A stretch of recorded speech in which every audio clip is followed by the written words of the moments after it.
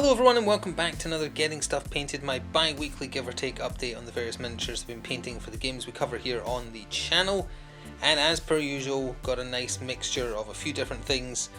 This time we have a lot of large models for Marvel Crisis Protocol from the new Spider-Foes and Web Warrior releases. Not all of them though, haven't quite got through them all. A clump of Batman the Miniature game, a lot of old stuff, including one very large, very old miniature. Tiny bit of Star Wars Legion, and then a hefty chunk of the Resident Evil 3 board game, which I've just started playing a solo campaign of on the channel. As always, basically everything done with contrast, and with that we can start as always from left to right. So let's start with a large lad, a very, very dynamic pose, the Lizard breaking out of a sewer in New York to attack Spider-Man or Black Cat or whoever you want to choose. It's not in focus. Might be a little difficult to get in focus because of, oh, there we go. Yeah, so I love this pose. I don't think I did him much justice. I did the water as best I could. I did the exact same thing for this water as I did for the water that the Inhuman Crystal is using.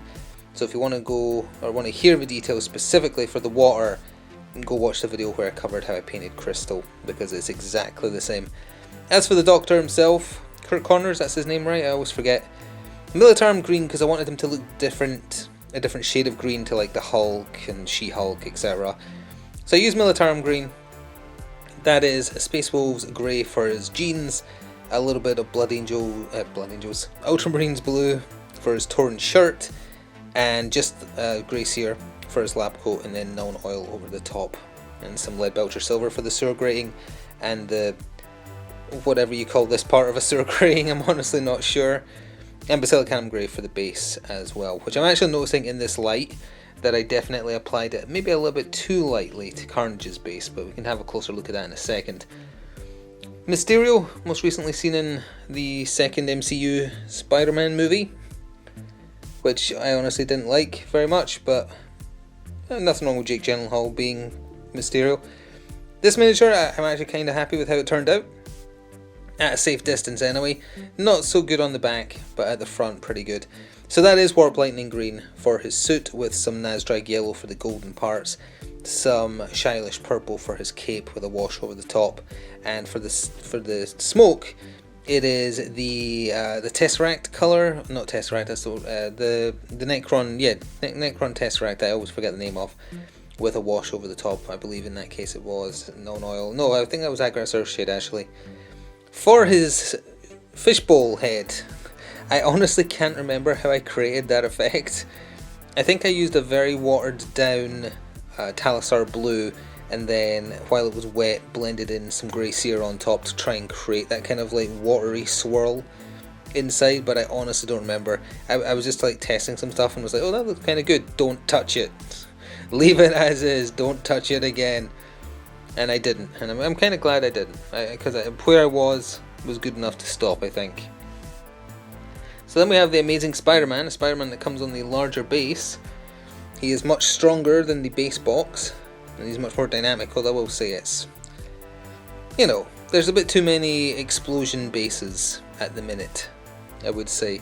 But nothing to say about him that I haven't said about the multitudes of Spider-Man I've shown off in this series already. The one from the core box, the 3D printed one I found, even the Marvel Universe one by Night Models. Same colours, and I've been talking about explosions non-stop because of all the X-Force basically being on explosions, along with Quicksilver, and, you know, as I say, too many explosions. I kind of wish I added a bit more colour to the Daily Bugle thing that he's on. Maybe just, again, a very light dry brushing of Mornfang Brown to make it look rusty. Might still do that in the future, I don't know. But yeah, I like the pose well enough. I'm really looking forward to seeing how he does in the table, and I'm also very glad with the eyes turning out as well as they did, because that's just, you might as well just roll a die for how they look when I try and do those types of highlights on the eyes, the white eyes. Speaking of which, I don't think the ones on Carnage turned out as well. I opted to use Flesh Terror red because I wanted him to look darker than Spider-Man, because for Spider-Man it's Blood Angels red. Kinda regret that. Not just because the camera has trouble finding poor Carnage. It's still having trouble finding him, isn't it? It's because of all the spindly bits. it has problems with spindly bits. It's getting there. It's kind of it's not getting there, is it? It's not getting there at all. Cletus Cassidy, I demand that you be in focus. I would say it's still not, is it? Give me a second. There we go. So as I was saying, Flesh Tear red contrast, but if you wanted it brighter, use Blood Angels. I didn't, just because I wanted them to be a bit different to Spider-Man. And then I tried my best to highlight with the Black Templar black to copy how he's been officially painted. And that's just Grey Seer for his eye as well. His tendrils, he sits very, very firmly in the base, unlike models like Storm and Scarlet Witch. So they did a good job with how his 3 tendrils are sticking him to the floor, because there's nothing else attaching him at all, it's just those 3 tendrils. And he's sturdy. I'm trying to shake him, and he doesn't. So he turned out good, but good knowledge for the future. He does not focus well into a camera. So we'll move on to the Batman stuff now, although I will say I've still got Kraven the Hunter and Black Cat to go. They're sitting waiting to be based, but it's been raining all week, so I haven't had a chance to get outside with a spray paint to base coat them. And I like doing that for the Marvel ones because they're so large. But anyway, speaking of large, let's start with Killer Croc as he appeared in Arkham Asylum and Arkham City, the video games. I picked up this really old first edition model off eBay. He didn't come with a stat card. I'm not sure he ever had a stat card. If he did, by all means show me, because I'm just curious how it is. He's having trouble focusing as well, huh? What is it about this particular angle? There we go. So he is also Warp Lightning with a little bit of Skeletal Horde for the skin tones, with a wash over the top and some yellow for his eyes as well. I quite like the design of Killer Croc from those video games. I'm obviously very partial to the video games in general, and I saw this and I picked it up. I have no intention of, as I say, I don't think he had a stat card, so I don't think he can be used on the table in 3rd edition. But you could use him as a stand-in miniature and just use the more recent Killer Croc's card. There's nothing stopping you doing that, which I might do in the future. Maybe team him up with Titan Joker and a bunch of other models related to those video games. That might be fun. We'll see. So then, from the Two-Face releases ages ago, I never got around to painting Sugar, one of his henchwomen, and I didn't, this came pretty badly flashed out, and a lot of bits that he'd cut and trimmed and whatnot, and I didn't like the look of it. And I didn't realise until I was painting it that I actually put her arms on upside down. This is supposed to be over here and hanging next to her mouth, and I didn't notice, and I couldn't be bothered trying to correct it because it was so hard getting it all connected in the first place that I was just like, it's fine. She's holding it like a knife now, even though it's one of those, whatever you call them, so you put a cigarette in. So that's Sugar done. It's just Grey Seer for her dress with non-oil over the top, and Gulliman Flesh for the skin tone, and Yandin Yellow for her hair. She has the look, and holding one of them, it reminds me of that old Mitchell and Webb sketch about the evil voice, where Poirot deduces who is guilty by doing an evil voice, and he says something like, "Oh, you are doing the evil voice, and now you are smoking an evil cigarette." And it cuts to the lady, and she's smoking one of those cigarettes. It's very funny. We also have the High Court member, I think he's just called. It's kind of very similar to the Drunkard, except this guy doesn't drink. And he's very slightly more expensive to bring, but he brings a little bit more. His gun doesn't just have 1 ammo, for instance, but he's mostly a buffing piece and a cheap leader, so that you can bring more Talon assassins. Could not match his official suit colour at all. I had no idea how to do it, so I just settled for Basilicanum Grey, honestly, with I think that's Flesh Terror Red for the waistcoat underneath. Not much to say about him. Cheap and cheerful. Pardon me. Cheap and cheerful. Just a nice leader to bring. We have the original special edition Alfred Pennyworth that I managed to track down as well. He has literally the same stats as the Alfred Pennyworth model that came in the Dark Knight Rises box set, the Michael Caine one, but this looks traditionally more like, the stereotypical Alfred in every iteration. Always missing is his shotgun. Not much to say about him, just picked him up as an alternative because this is how I like Alfred looking. And it's a bunch of Black Templar and nothing much else. So last for Batman is what will perhaps look like just some generic henchman, a man in a flat cap, leather jacket with a pistol, but he's actually one of the most important characters in Batman's history because this is Joe Chill. This is the man who killed Batman's parents and caused the Batman to be created. Now, hilariously, Night Models forgot to limit Joe Chill on his card, and his card's only available digitally. Incidentally, it didn't come with it. It didn't limit who he can be with, so he can be in a Batman crew. So you can bring the man who killed Batman's parents alongside Batman as part of a team, even though he has the target of the Bat role, which is hilarious.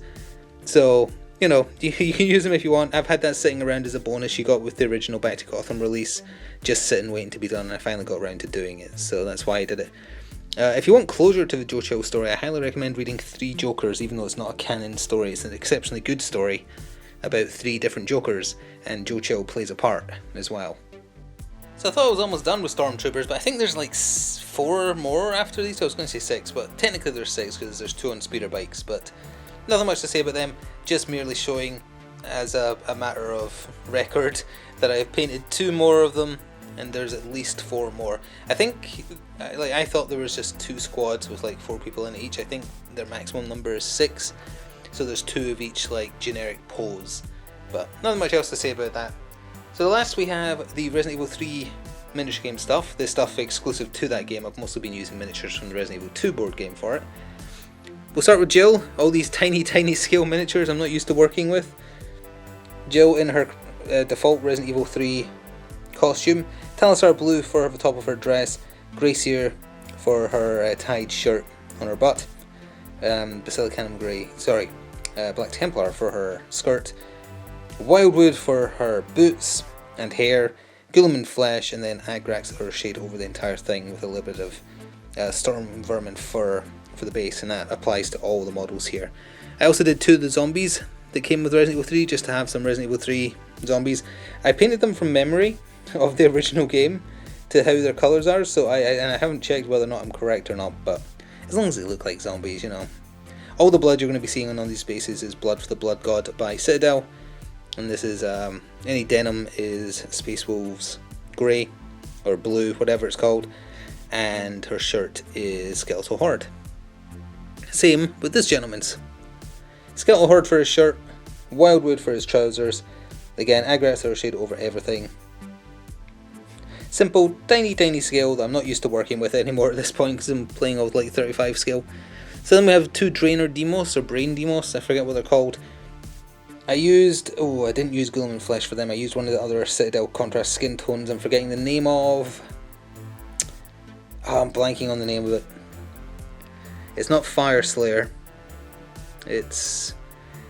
No, I'm blanking on it, sorry. But it's one of the other skin tones that's very similar to Guilliman Flesh, just slightly off. And then Blood Angel's Red on the red parts after applying the skin tone to all of it, and then Agrax shade over the top to complete the look. And I did that for both of them. That's the one that's standing ready to grab you. This is the one that's creepily crawling after you on the floor, which is neat. And potentially not in focus, can't quite tell, I think it is. So yeah, kind of reaching out, scurrying after you. You basically never interact with them in the original game. They're in like 2 areas unless you get unlucky. So last we have Nemesis Stage 1 and Nemesis Stage 2, the one who chases you. Black Templar for his trench coat, Basilicanum Grey for his rocket launcher, the same flesh tone I'm forgetting the name of for his skin with a little bit of Blood Angel's highlights. That is not in focus, is it? The camera is not cooperating today at all. Which it does sometimes, you know, it has days like that. It's getting there. Okay. Oh yeah, there we go. With a little bit of lead belch or silver to pick out the belt buckles and whatnot, because he wears a lot of belts. And like he's standing on Brad's head or something, I put a lot of blood on the base. Not much to say about him. The model does most of the work here, I think. And then finally, all those basic same colours on a larger based version of Nemesis, with the addition of Shila's Purple and some Nurgle's Rot for the slime on all the tentacles that he sprouts out of himself when you're fighting him in the clock tower. And he's the final boss of the base campaign of the Resident Evil 3 board game. So yeah, I think that about covers it. I'm not sure if we'll be painting any more miniatures from the Resident Evil 3 board game. It just depends if I need them, really. Like a few more zombies. I'll have to do the hunters, I guess, if we're doing the expansion. I'm not sure.